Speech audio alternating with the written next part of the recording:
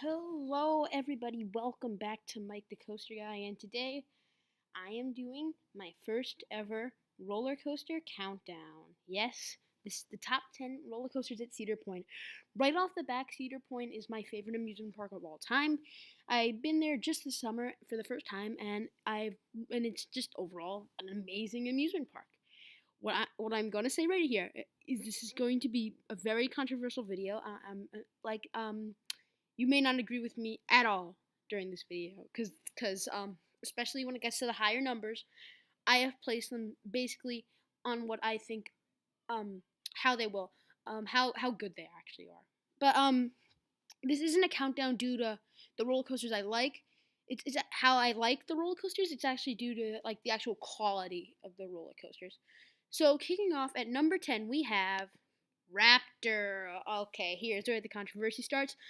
I really don't like Raptor. I mean, it has a great layout and everything, but I think it is extremely rough, and it it's one of the worst B&M inverts ever created, in my opinion. It's just very rough, headbanging. I could not enjoy this. Maybe it was because I was sitting in the back row.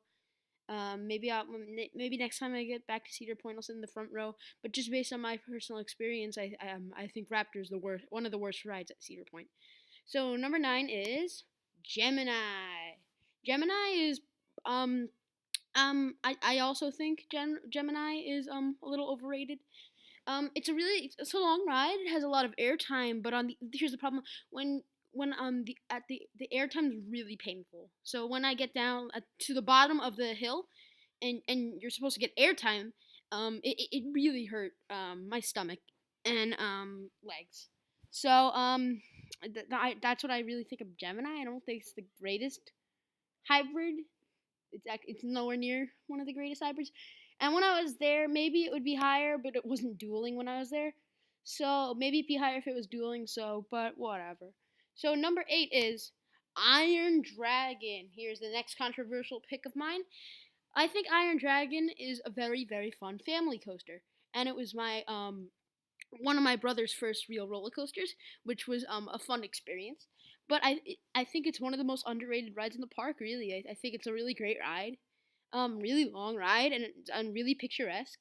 And I like the color scheme, and it's a great ride overall. So number 7 is Magnum XL 200.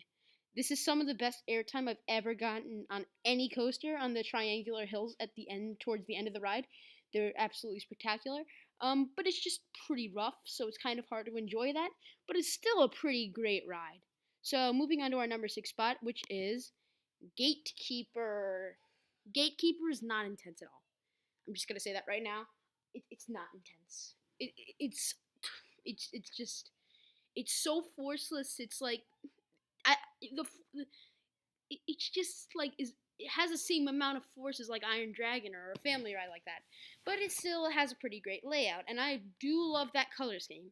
So moving on to our number 5 spot, which is Rougarou. This is my second favorite floorless coaster. The only problem is it's just a little headbanging, but it has a great layout, and I think it was the right move to convert Mantis into a floorless coaster. So moving on to our number 4 spot, which is Valraven, possibly I think the most underrated ride at Cedar Point. I don't know why people don't like Valraven. I think it's a really great ride and everything. It's really fun and it's very smooth. And don't and I like a lot. I know a lot of people don't like the color scheme, but I sort of do. So here is where the controversy starts. Okay, number 3 is Millennium Force.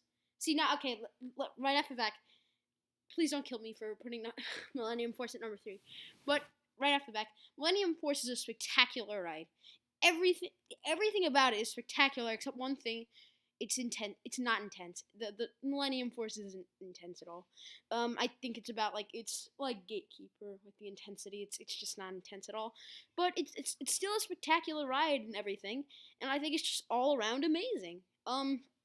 So here is our number 2 spot, Top Thrill Dragster. Now, personally, I like Millennium Force more than Top Thrill Dragster, but here's the reason why I think Top Thrill Dragster is a better ride.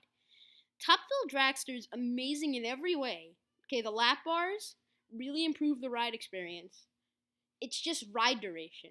And I think ride duration is less important than intensity. So I had to go with Top Thrill Dragster instead of Millennium Force because they're like they both are really great in everything except ride duration or intensity.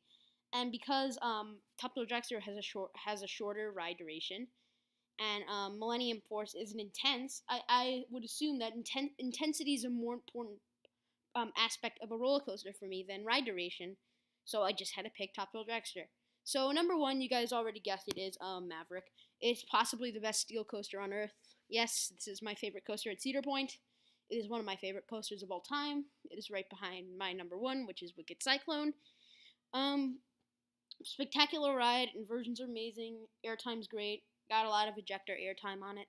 The drop's great. Launch is amazing. Everything about it's just absolutely spectacular. So that is the end of my video. Please don't kill me. I know this list is very controversial. The reason you're not seeing Wicked Twister on this is because I kind of had a bad experience on it.